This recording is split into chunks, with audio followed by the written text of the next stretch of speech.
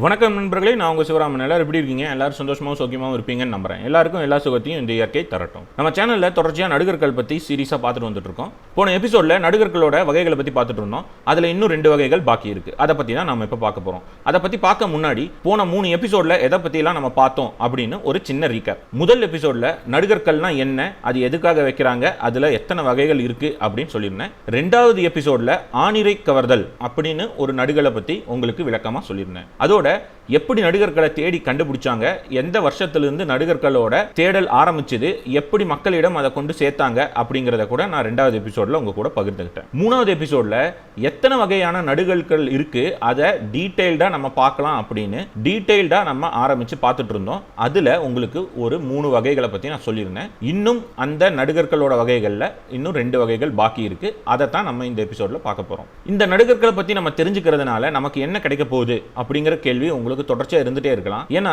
நடுகர்களும் ஒரு தொல்லியல் சின்னம் தான். இந்த நடுகர்களும் ஒரு தொல்லியல் சின்னம் தான் அப்படின்னு சொல்லியிருந்தேன் இல்லையா? இந்த நடுகர்கள் மூலமா தான் நிறைய இன்சிடென்ட்டுக்கு டீடைல்டு இன்ஃபர்மேஷன் நமக்கு கிடைக்குது. அது எதை மாதிரி அப்படின்னா, எதை மாதிரியான முறையில் போர்கள் நடந்திருக்கும், எத்தனை வகையான வீரர்கள் இருந்தாங்க, எதை மாதிரியான வழிபாடுகள் நடந்துட்டு இருந்தது, எப்படி நினைவு சின்னங்களை வச்சாங்க, இந்த நினைவு சின்னங்களை எப்படி போற்றி வழிபட்டு வந்துட்டு இருந்தாங்க அப்படிங்கிற விஷயம் எல்லாமே நமக்கு இந்த நடுகர்கள் மூலமா கிடைக்குது. இந்த நடுகர்கள் அவ்வளவு முக்கியமா அப்படின்னு கேட்டீங்கன்னா, ஆமாங்க, நடுகர்கள் அவ்வளவு முக்கியமான விஷயம் தாங்க. இதை பத்தி, இதுக்குண்டான வகைகளை பத்தி நாம இப்போ பார்க்கலாம். வாங்க இந்த வீடியோக்குள்ள போகலாம்.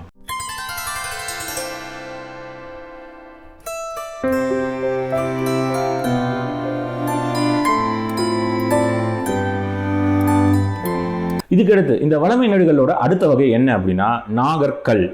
இந்த நாகர்கள் அப்படிங்கிறது தமிழ்நாட்டோட நாகரிகத்தில் மட்டும்தான் இருக்கா அப்படின்னா இல்லைங்க. நாகரிகத்தோட உச்சம் தொட்ட நாடு அப்படின்னு கருதப்படக்கூடிய எகிப்திலிருந்து உலகத்தில் இருக்கக்கூடிய எல்லா இடத்துலையும் நாகர்கள் வழிபாடு எல்லா இடத்துலையும் இருக்குங்க. நம்ம தமிழ்நாட்டில் இருக்கக்கூடிய சின்ன கோவிலிருந்து பெரிய கோவில் வரைக்கும் எல்லா இடத்துலையுமே பார்த்தீங்க அப்படின்னா நாகர்கள் அப்படிங்கிறது எல்லா இடத்துலையுமே தென்படுங்க. நாகர்கள் அப்படின்னு நான் ஏதோ புதுசாக சொல்கிறேன்னு நினைக்காதீங்க. 2 நாகம் இப்படி பின்னி இருக்கிற மாதிரி டிஎன்ஏ நம்ம சொல்லுவோம் இல்லையா, அதைத்தான் நாகர்கள்னு சொல்கிறாங்க. அதைத்தான் நான் உங்களுக்கு இங்கே புகைப்படமாகவும் கொடுத்துருக்கேன்.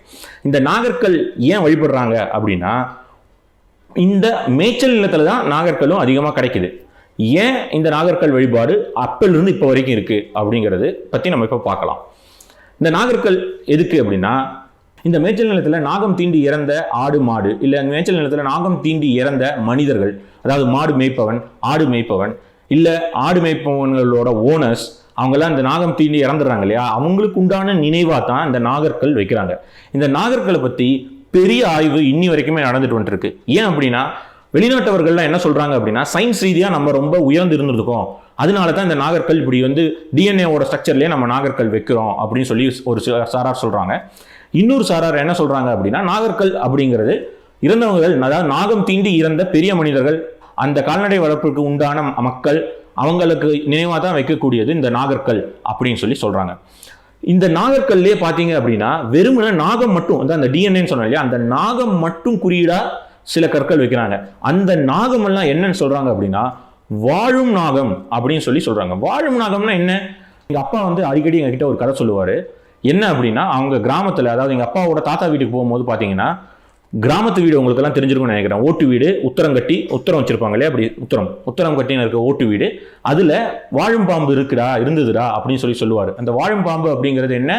அந்த வீட்டிலேயே வாழக்கூடிய பாம்பு, மனிதர்களை ஒண்ணுமே செய்யாம கொத்தாது, அவங்க வீட்டிலேயே இருக்கும், வந்துட்டு போகும். அத மாதிரியான பாம்பு தான் வாழும் பாம்புன்னு குறிப்பாங்க. அந்த வாழும் பாம்பு மேய்ச்சல் நிலத்திலையும் இருந்திருக்கு. அதோட குறியீடா கூட நம்ம இந்த நாகர்கள், அதாவது 2 நாகம் வச்சிருக்கிறது, இல்லை ஒரே ஒரு நாகத்துக்காக கல் வைக்கிறது, அதை நம்ம எடுத்துக்கலாம். அதுக்கப்புறமா இந்த நாகத்தை தொட்டு தான் நம்ம உடம்புல இருக்கக்கூடிய நரம்புகளையும், நம்ம உடம்புல இருக்கக்கூடிய சில ஜீவ சக்திகளையும் குறியிடுறாங்க. அப்போ நீங்க பாத்தீங்க அப்படின்னா, நம்ம உடம்புல இருக்கக்கூடிய அந்த ஜீவசக்தி, அதாவது அந்த யோகாசனத்தில் சொல்லுவாங்க இல்லையா, குண்டலினி தலை மேலே வர்றது அப்படிங்கிறது, அதை ஒரு ஜீவசக்தியாக நீங்கள் எடுத்துக்கீங்களேன். இல்லை நம்ம உடம்புல இருக்கக்கூடிய வாயு போகிற வழி, வாயு போகிறது இப்படி நேராக போகாமல் வளைஞ்சு போகுதுன்னா கூட நீங்கள் எடுத்துக்கீங்களேன். அதை குறிக்கிறதுக்கு உண்டான கல்லாக கூட இந்த நாகர்கள் எடுக்கலாம். இப்படி வகை வகையாக போகும்போது பார்த்தீங்க அப்படின்னா, வெற்றி சின்னத்துக்கு மட்டும் இல்லாமல், நினைவு சின்னத்துக்கு மட்டும் இல்லாமல், சயின்ஸ் ரீதியாகவும் நம்ம ஆளுங்க நடுகர்கள் வச்சிருக்காங்க அப்படிங்கிறத குறிக்கிற மாதிரி தான் இந்த நாகர்கள் இருக்கு. இந்த நாகர்கள் பார்த்தீங்கன்னா சங்கம் பீரியடுக்கு முன்னாடி, அதாவது சங்கம் பீரியடுக்கு முன்னாடியே, மெகாலித்திக் ஏஜுக்கு முன்னாடி ஆதி மனிதன் வாழ்ந்த டைம் பீரியட் இருந்தே நீங்க ஏதாவது ஒரு ஆதி மனிதன், இப்போ குடியம் கேவ்ஸ் போனீங்க அப்படின்னா கூட சில நெலிகள் பார்க்கலாம். அந்த நெலிகள் எதை குறிக்குது அப்படின்னு ஆய்வாளர்கள் சொல்றாங்க அப்படின்னா பாம்பைத்தான் குறிக்குது அப்படின்னு சொல்றாங்க. இயற்கையோட வாழ்ந்த மனிதன், இயற்கையை வழிபட்ட மனிதன் பாம்பையும் அவனோட ஒரு வளர்ப்பு பொருளா வச்சிருந்திருக்கலாம், இல்ல அவன் வழிபடுற பொருளா கூட வச்சிருந்திருக்கலாம். அதனால கூட இந்த நடுகற்கல்ல, வளமை நடுகற்கல்ல நாகற்கல்லும் மிக முக்கியமான ஒரு பகுதியாக இருந்திருக்கு, இப்போவும் இருக்குது. இந்த நாகற்கல் இன்னுமே எல்லா கோவில்லையுமே இருக்குது. நாகர்கோவில்னு சொல்லி நம்ம ஒரு ஊரே வச்சுருக்கோம், அங்கே நாகர்கோவில், நாகராஜா கோவில் கூட இருக்குது. இல்லை நீங்கள் இப்போ சாதாரணமாக ஒரு சின்ன கோவில் போனீங்கன்னா கூட அந்த கோவிலில் ஒரு வேப்ப மரத்துக்கு கீழே ஒரு நாகர் பொம்மை வச்சு வழிபட்டுட்டு தான் வராங்க.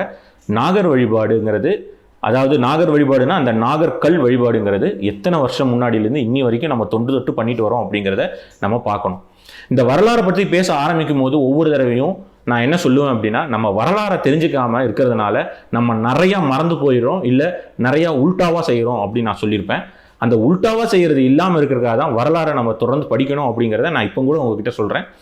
அந்த ஒரு பகுதியில் அந்த வரலாறை படிக்கணும் அப்படின்னு சொல்லக்கூடிய ஒரு பகுதியாக தான் இந்த நாகர்கள் பற்றி நான் படிச்சுட்டு இருக்கும்போது ரொம்ப இன்ட்ரெஸ்டிங் ஃபேக்ட்ஸ் எனக்கு நிறையா கிடச்சிது. இந்த நாகரை நம்ம இன்னுமே வழிபட்டுட்டு இருக்கோம். நம்ம மூதாதையர்களுக்காகவே வச்சு வழிபட்ட ஒரு நினைவு சின்னத்தை இன்னும் ஒரு கோவிலில் வச்சு வழிபடுறோம் அப்படிங்கிறது எவ்வளோ தூரம் நம்ம மூதாதையர்களை வணங்கியிருக்கோம், அவங்கள இன்னும் நம்புகிறோம் அப்படிங்கிறது நமக்கு தெரிய வருது. இந்த பிற வகை கற்களை பற்றி தான் நம்ம இப்போ பார்க்க போகிறோம். பிற வகை கற்களில் மொத்தமாக 5 வகை சொல்கிறாங்க. இந்த 5 வகை என்னென்ன அப்படின்னா, வெற்றி சின்னங்கள், வேள்வி சின்னங்கள், எல்லை சின்னங்கள், முத்திரை சின்னங்கள், பெருவழி சின்னங்கள் அப்படின்னு சொல்லி 5 வகை கிடைக்குதுங்க. இந்த 5 வகை சங்க காலத்திலேருந்தே கிடைக்குதா, மெகாலித்திக் ஏஜ்லேருந்தே கிடைக்குதா அப்படின்னா அதெல்லாம் ரொம்ப கம்மியாக தான் கிடைச்சிருக்கு. எப்போலேருந்து அதிகமாக கிடைக்குது அப்படின்னா, கலப்புரங்கள் ஆட்சி முடிஞ்சு பல்லவர்களோட ஆட்சி ஆரம்பிக்குது இல்லையா, அந்த பீரியட்லேருந்து இருக்கக்கூடிய கற்கள் தான் நமக்கு அதிகமாக கிடைக்குது. இந்த வெற்றி சின்னங்கள் அப்படிங்கிறது எதை சொல்லுது அப்படின்னா, ஒரு இடத்துல ஒரு போர் நடக்குது, அந்த போர் முடிஞ்சதுக்கு அப்புறமா அந்த போரோட வெற்றியை குறிக்கக்கூடிய நடுகற்களாக நிறைய கற்கள் நடுறாங்க. அந்த கற்களில் தான் வெற்றி சின்னங்களாக குறிக்கிறாங்க. முத்திரை கற்கள், முத்திரை சின்னங்கள் அப்படின்னு சொல்றது என்ன அப்படின்னா, இப்போ ஒரு பெரிய வணிகர் குழு இருக்கு, இல்லை ஒரு பெரிய குழுவா மக்கள் அந்த இடத்துல வாழ்றாங்க. இப்போ ஒரு விஜயநகர பேரரசோ இல்லை ஒரு சோழ பேரரசோ இருக்காங்க அப்படின்னா, அவங்க எல்லாம் ஒரு இடத்துல, அந்த மக்கள் ஒரு இடத்துல வாழ்றாங்க அப்படின்னா அந்த மக்கள் செட்டிலான இடம் அப்படின்னு குறிக்கிற மாதிரி சில பலகை கற்கள், நடுகற்கள் நமக்கு கிடைக்குது. அதுல குறியீடுகள் இருக்கு. அதைத்தான் முத்திரை சின்னங்கள் அப்படின்னு சொல்லி சொல்றாங்க. பெருவழி சின்னங்கள், அதாவது பெருவழி கற்கள் அப்படின்னு சொல்லி சொல்றது என்ன அப்படின்னா, இப்போ நம்ம பார்த்தீங்கன்னா ஹைவேஸில் நிறையா எத்தனை கிலோமீட்டர்ஸ் அப்படின்னு சொல்லி கற்கள் கிடைக்க தெரியுமா, அதை மாதிரியான சில கற்கள் கிடைச்சிருக்கு. அது பார்த்தீங்கன்னா தஞ்சாவூரில் இருக்கக்கூடிய மியூசியமில் இருக்குது, நீங்கள் போய் பார்க்கலாம்.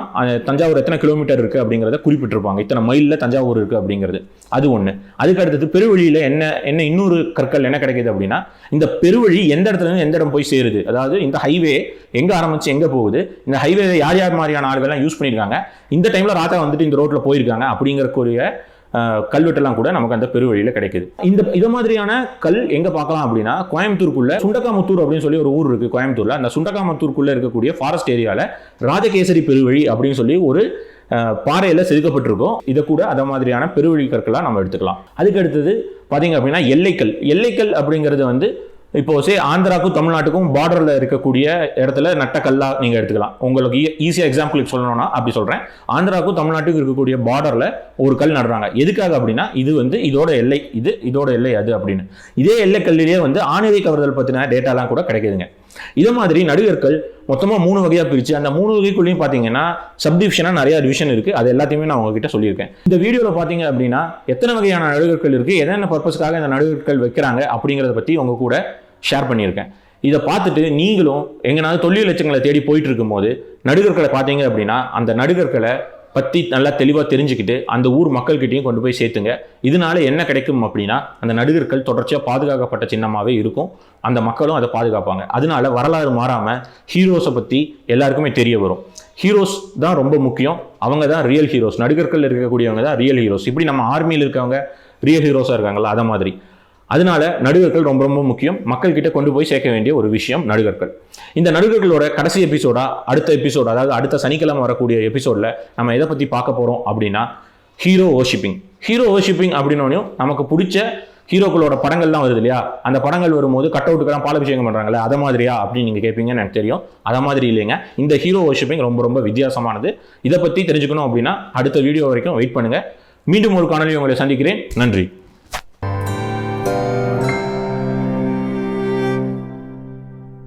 இந்த வீடியோ உங்களுக்கு பிடிச்சிருந்தா லைக் பண்ணுங்க, ஷேர் பண்ணுங்க, சப்ஸ்கிரைப் பண்ணுங்க. அப்படியே பக்கத்தில் இருக்கிற பெல் ஐகானை கிளிக் பண்ணுங்க. உங்களுக்கு உடனுக்குடனேயான வீடியோ நோட்டிஃபிகேஷன் வரும். நன்றி.